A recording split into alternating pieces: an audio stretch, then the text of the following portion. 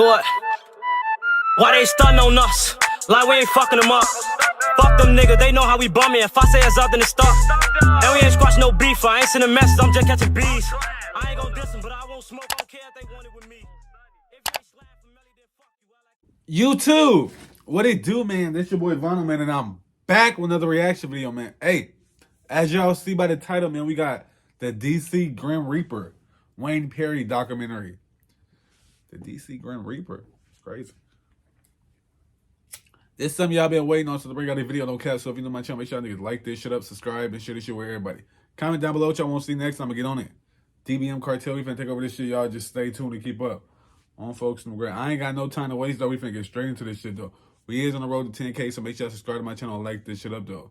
It different though. Folks, look at straight this shit though. Got a lot of videos to do today, and we working on folks.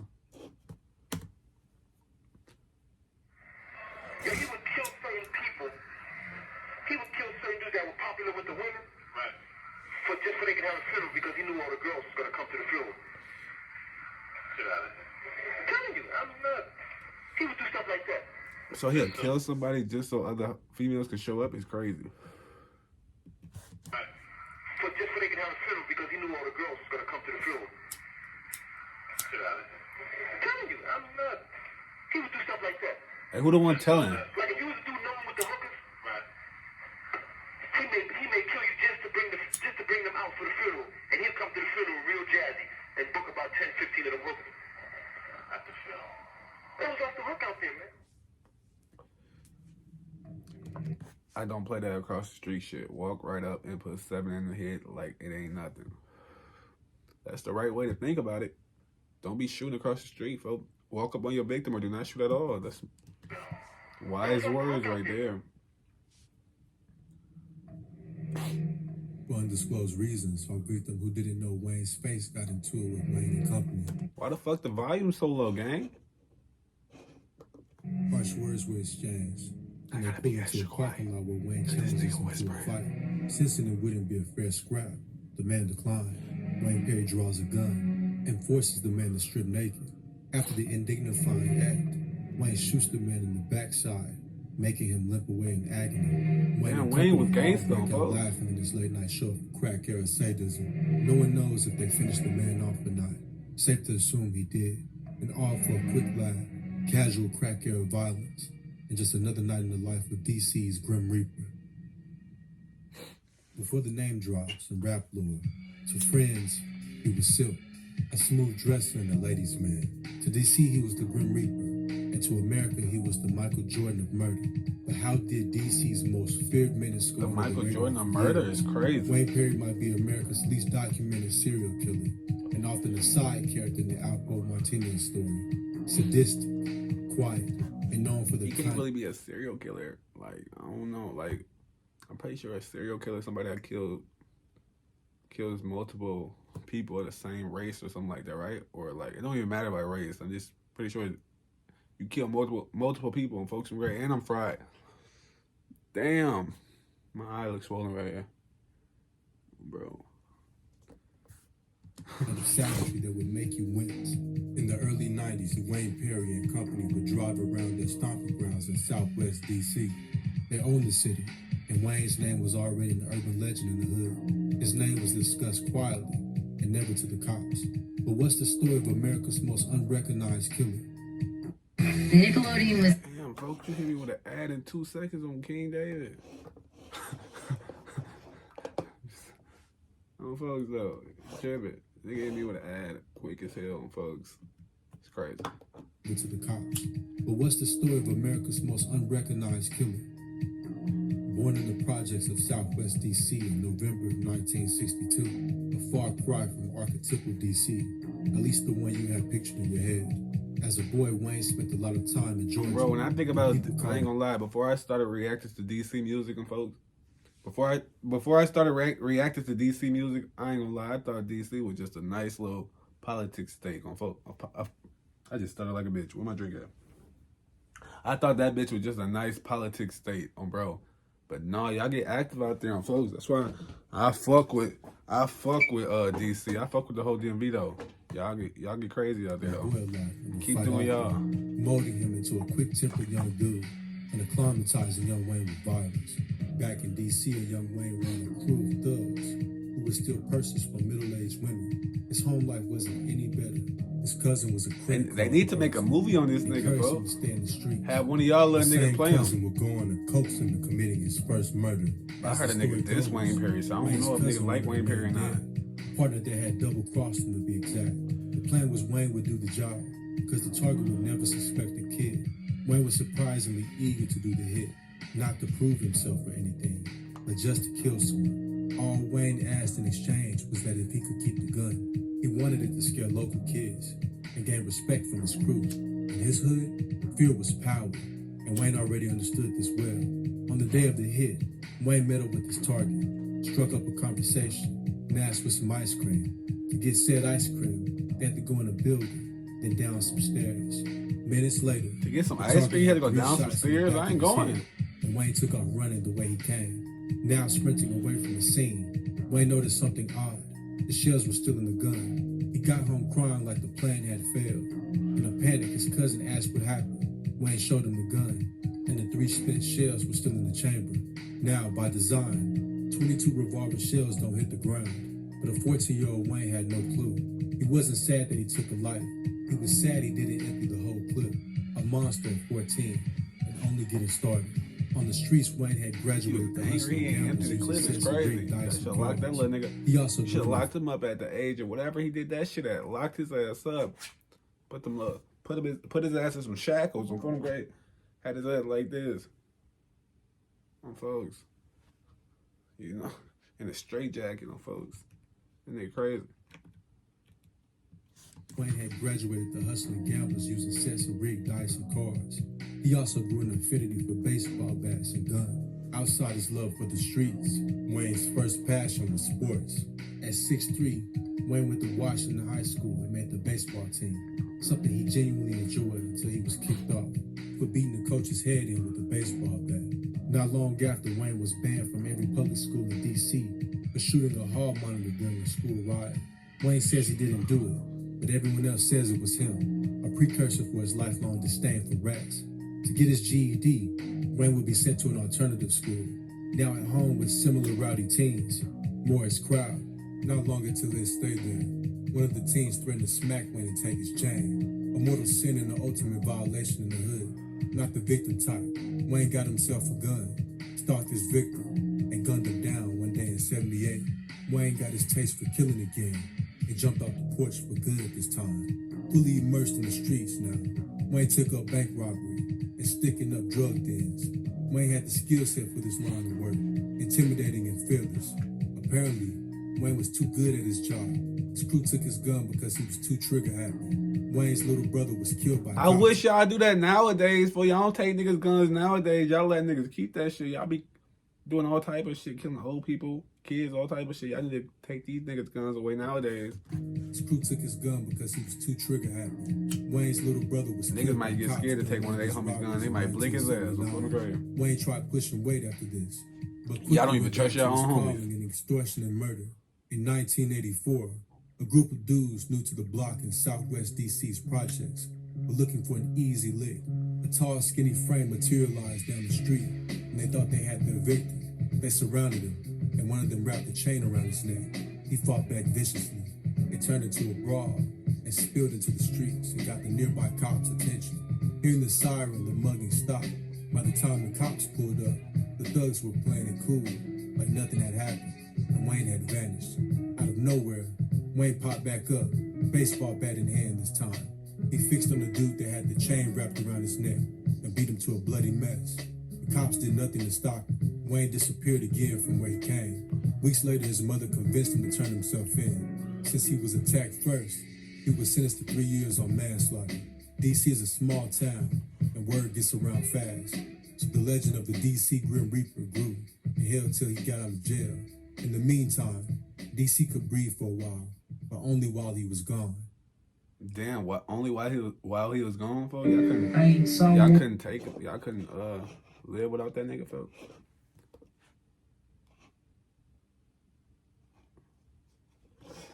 That nigga crazy. That nigga Wayne Perry crazy, folks. He's something like Larry. First, he was sentenced to 3 years on manslaughter. But no, if DC Wayne, is a small. see, that's between him and he was actually doing his shit. He was standing on his bit. That nigga Wayne was standing on his shit. He used to do his by himself. He said he doing this shit by himself. He don't need no niggas to do it, folks.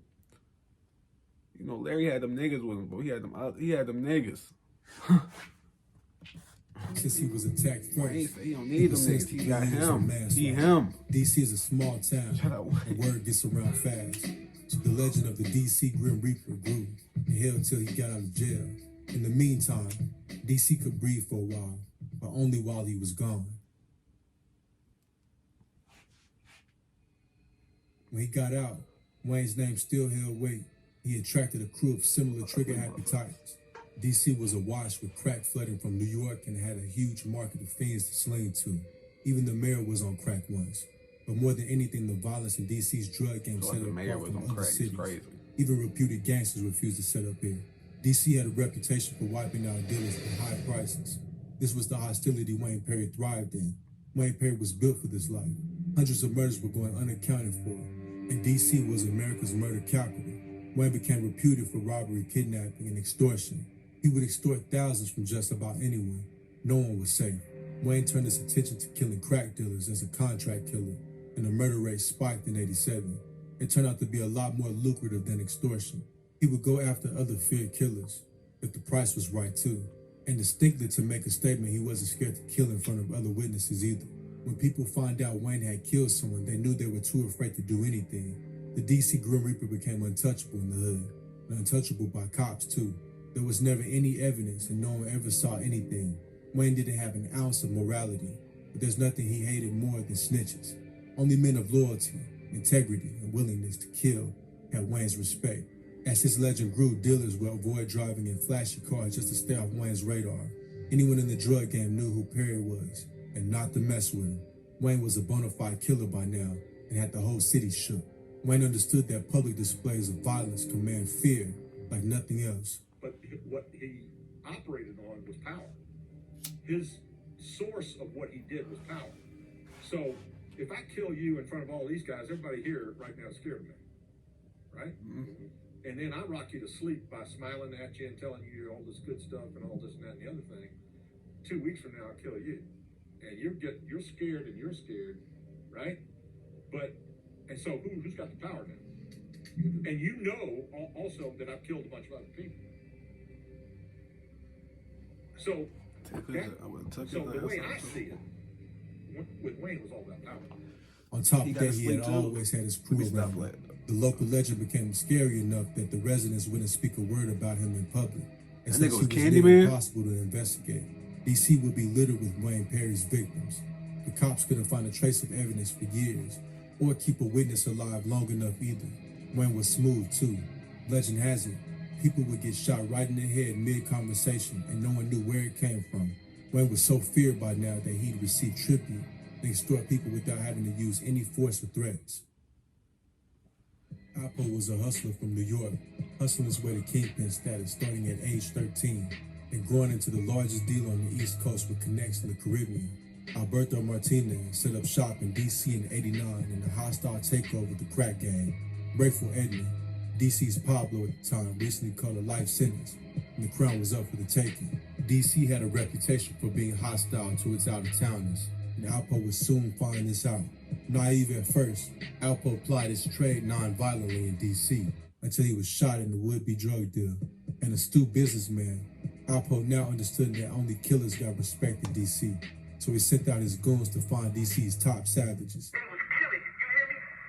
So that old saying, when in Rome, do as the Romans do. So I quickly seen that this was a place that I can make a lot of money, but now I got to put my game down. I got to put it down. Although I wasn't trying to bring it down there, but to survive, you had to do it, and you got to let it be known that you put it down like that, because that's the only thing they respect. They ain't gonna respect a brother trying to just be smooth and get money. You got to put the murder game down. So that's how come I recruited Wayne, because I wasn't ready to put the murder game down all like that. So once I recruited Wayne, they already knew his rep. According to Alpo, Wayne was locked up and had a $10,000 bond. No one paid because he was too much of a menace, and the city was just glad he was locked up. Alpo bailed him out, and that sealed their friendship. According to Wayne, the two met when Wayne was on his way to kill Alpo, based on a rumor that Alpo had a hit on him. Lucky for Alpo, before Wayne could trace him, a friend convinced him the rumor was fake. Whoever spread the rumor was killed. Alpo and Wayne later met and struck up a bond that would turn up the violence in D.C. Wayne became Alpo's personal hitman in exchange for cash or bricks of coke. Though Alpo did have a reputation for double dealing and people tried to warn Wayne, but their bond was too strong, something Wayne would come to regret. The Martinez organization began its takeover of D.C. corners in brutal fashion. I mean, this kid had D.C. in fear. I mean, this kid just didn't care. He was murdering everything that was moving. When Power hooked up with Wayne, that was the best thing that happened to Power. The average dude getting money down here would have loved to have Wayne on their team. Extremely territorial and ruthless with snitches and witnesses, they moved around in what would be dubbed the murder van, basically a slaughterhouse on wheels. Alpo was an extension of Wayne, and people understood that any slights that Alpo meant a death sentence. Millions were pouring in every day, and they enjoyed the plunder with hotel sprees and orgies all over the town. They moved half a ton of coke in 2 years, almost $70 million worth of coke. Wayne had a team of killers too: Michael Jackson, Big Head Gary, Sheldon Watkins, and Gary Pop were part of Wayne Perry's team. All seasoned killers. Wayne taught them how to aim for the head and leave no trace. Wayne would get furious if they didn't follow his instructions. Evelyn Carter made it onto Wayne's hit list. He gave the job to a new member of the crew, unfamiliar with Wayne's headshot-only policy. On a cold night, Evelyn and a friend left the Keith Sweat concert at Constitution Hall, only 2 blocks from the White House. Wayne's shooter walked up and shot her twice in the chest, fatally nonetheless. Reporting back to Wayne, the shooter described the hit. Dozier said, well, you know, I shot her. She's dead. He says, but you didn't see her die. You didn't see her, you know, you didn't put a bullet in her head. And he goes, well, no. And Perry got angry and upset with him and started yelling at him. He says, you can't kill anybody unless you shoot him in the head. And he walked up to a man, just a bystander, who they had no connection with, who happened to be talking on a public telephone, and just shot him in the head and said, this is how you kill somebody. Wayne's final years on the street were marred with increasing paranoia. He would return to the scene of his own murder shortly after the cops to see if he had to kill witnesses too, and anyone asking any personal questions was a cop. When Alpo went down, Wayne trusted him so much that he had him protected in jail. But before being Wayne's friend, partner, or anything else, Alpo was a businessman. So he had already made a business decision, was ready to rat on Wayne or face a death sentence himself. From a jail phone, Alpo had one of Wayne's killers move the murder van with the pretense of hiding it. This was really a setup for the feds to find the van and get incriminating evidence against Wayne. They found multiple blood stains and brain matter from different victims in the van. By 91, the feds had built a strong enough case against Wayne, and for once they managed to keep a witness alive too. Wayne was picked up on a humble charge not long after. He was charged with 8 murders between 89 and 91, a time when D.C. was America's murder capital. The most unexpected candidate for this title, Wayne himself stuck to his code and never snitched on anyone. He dodged the death penalty by pleading guilty on all counts. Wayne admitted to 100 murders during an interview and was even cellmates with John Gotti at one point. Currently, he's locked up in ADX Florence with America's top savages, where he spends 23.5 hours in a cage. He is converted to Islam and is now Nkosi Shaka Zulu M. That's the story of America's top undocumented savage, a testament to the crack era of America. You gangster, folks. Hey, if y'all want to see more videos like that and y'all enjoyed that shit, folks, get this shit to 20 likes and I'll bring y'all more videos like this. But anyways, if y'all fuck with that shit, go check it out. If not, go about y'all day though. The original link gonna be in the description though. More reaction coming soon. Y'all just stay tuned and like this shit up though. Bitch ass niggas.